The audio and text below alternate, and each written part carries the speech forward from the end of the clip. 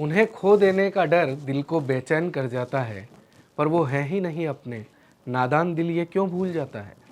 दरअसल ऐसा ही कुछ हो रहा है आजकल अशोक गहलोत और सचिन पायलट के साथ। कारण राज्य की राजनीति, राज्य की सियासत।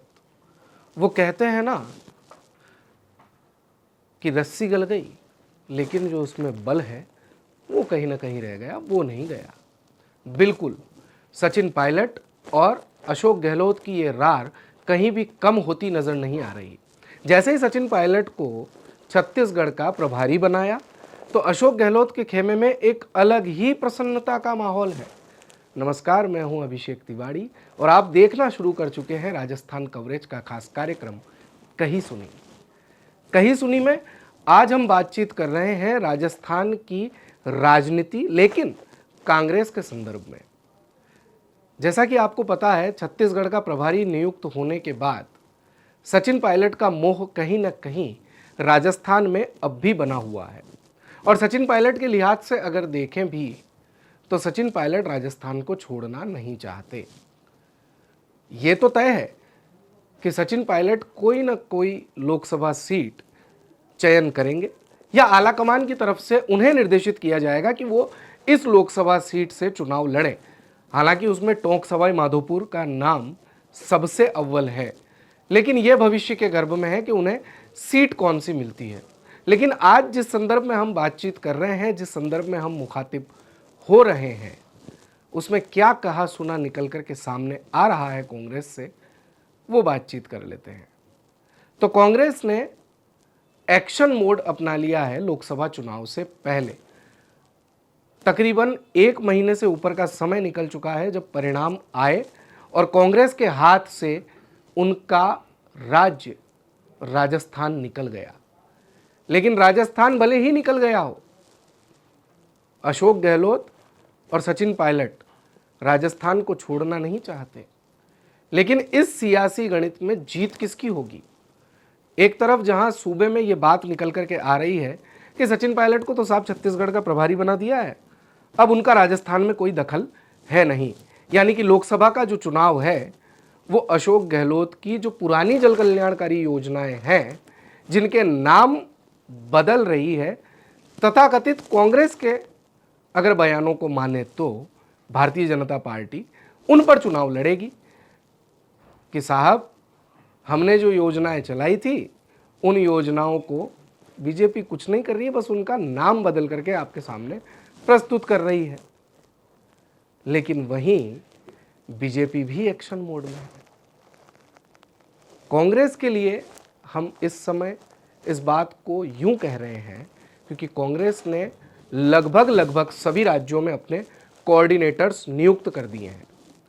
ये जो कोऑर्डिनेटर्स हैं, इनमें कई सारे ऐसे भी नाम हैं जो हो सकता है शायद प्रत्याशी हों, और कई सारे तो वो भी हैं जो उसी सीट से प्रत्याशी संभवतः होंगे जिस सीट पर वो कोऑर्डिनेटर नियुक्त किए गए हैं।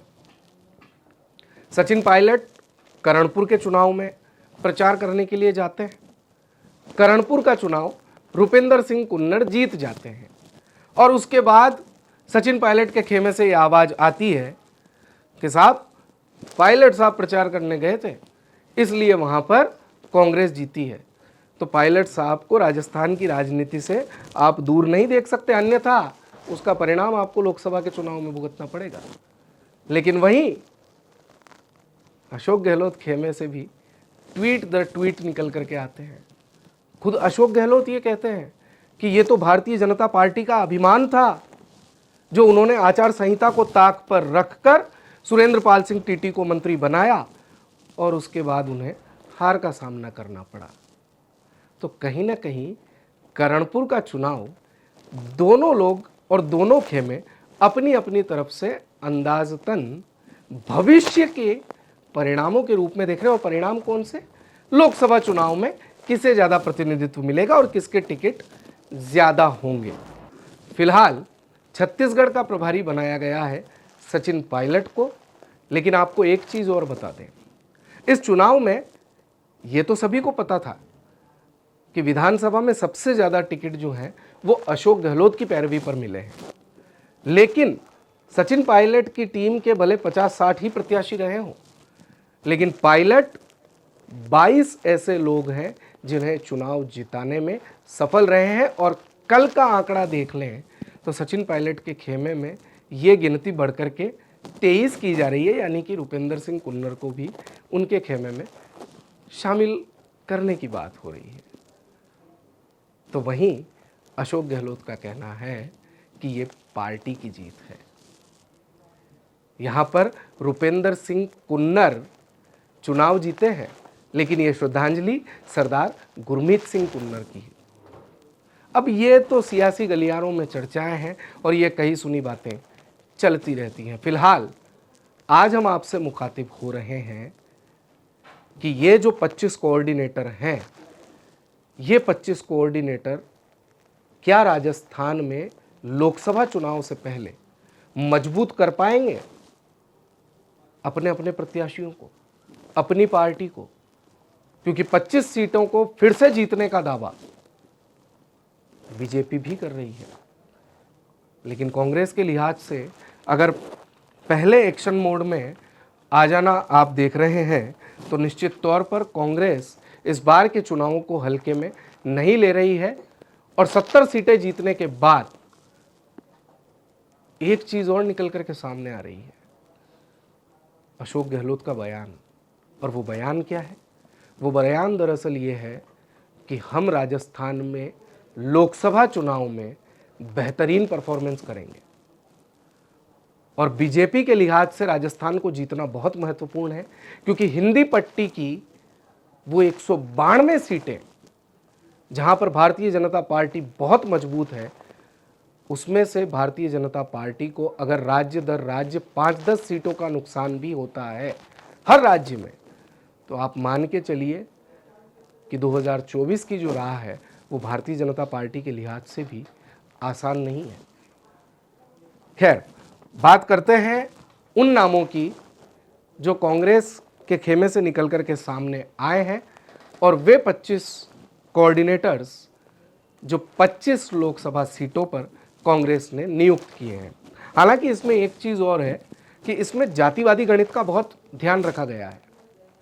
जी हाँ, ऐसे व्यक्ति जिनके जातिगत वोटों की संख्या वहां पर ज्यादा है, उन्हें ही उस सीट का कोऑर्डिनेटर नियुक्त किया है। बात करें गंगानगर, जो कि एससी की सीट है, यहां पर दिनेश कसवा को नियुक्त किया है कोऑर्डिनेटर के रूप में। बीकानेर एससी की सीट, यहां पूसाराम गोदारा। चूरू की बात करें, मुस्लिम मतदाता काफ़ी हैं, तो यहां हाकम अली को कोऑर्डिनेटर नियुक्त किया है।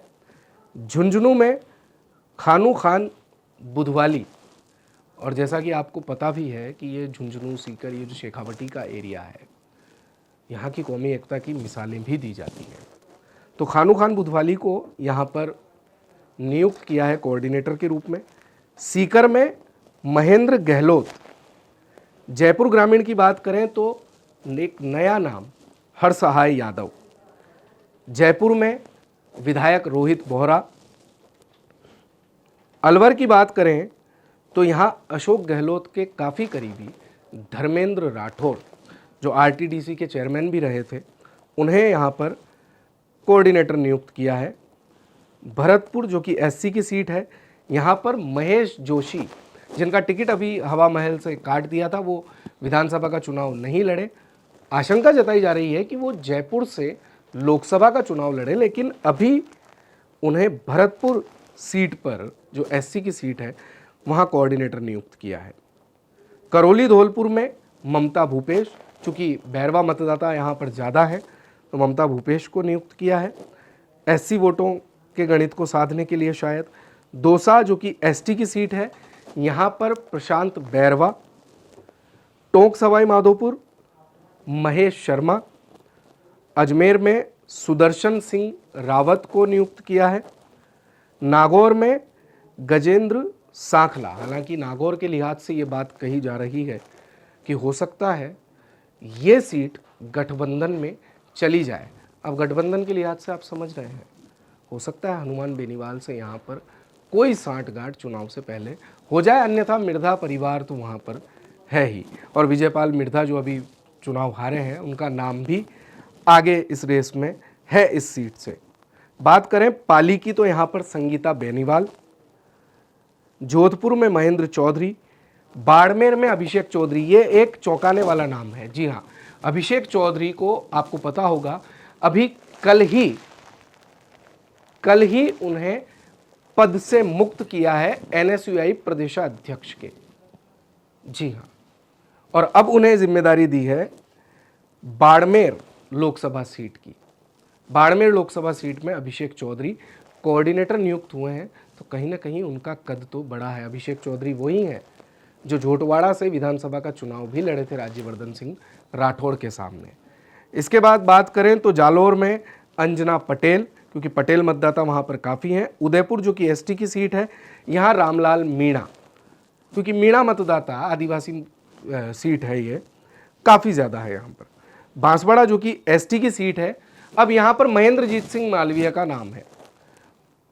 महेंद्रजीत सिंह मालवीय का नाम एक लिहाज से भी अहम है कि अभी नेता प्रतिपक्ष में इनका नाम अव्वल चल रहा है, लेकिन महेंद्रजीत सिंह मालवीय से इतर आप लोकसभा चुनाव नहीं सोच सकते। हो सकता है लोकसभा का चुनाव महेंद्रजीत सिंह मालवीय कांग्रेस के टिकट पर यहाँ पर लड़े, लेकिन फिलहाल बांसवाड़ा में उन्हें कोऑर्डिनेटर भी नियुक्त किया है। तो ये एक ऐसा पहला नाम है जो उस सीट से दावेदार भी हैं और उस सीट पर उन्हें कोऑर्डिनेटर भी नियुक्त किया है। चित्तौड़गढ़ में हेम सिंह शेखावत। राजसमंद की बात करें तो यहाँ पर शकुंतला रावत को कोऑर्डिनेटर नियुक्त किया है। भिलवाड़ा में राजकुमार शर्मा को कोऑर्डिनेटर नियुक्त किया है।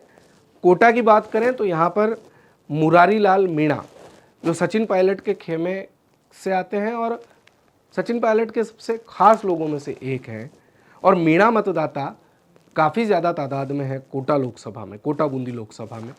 और पिछला अगर आप चुनाव देखेंगे भी तो यहाँ पर रामनारायण मीणा ही कांग्रेस से प्रत्याशी थे, तो शायद इसीलिए मुरारी लाल मीणा को कोऑर्डिनेटर नियुक्त किया है कोटा में। और झालावाड़ 12 ये एक और ऐसा नाम है जहाँ पर प्रमोद जैन भाया को कोऑर्डिनेटर नियुक्त किया है, और प्रमोद जैन भाया पहले भी लोकसभा का चुनाव दुष्यंत सिंह के सामने लड़ चुके हैं, और हो सकता है कि इस बार फिर से कांग्रेस पार्टी उन्हीं के ऊपर दांव खेले लोकसभा चुनाव का। आप देख रहे थे राजस्थान कवरेज की खास पेशकश, कहीं सुनी।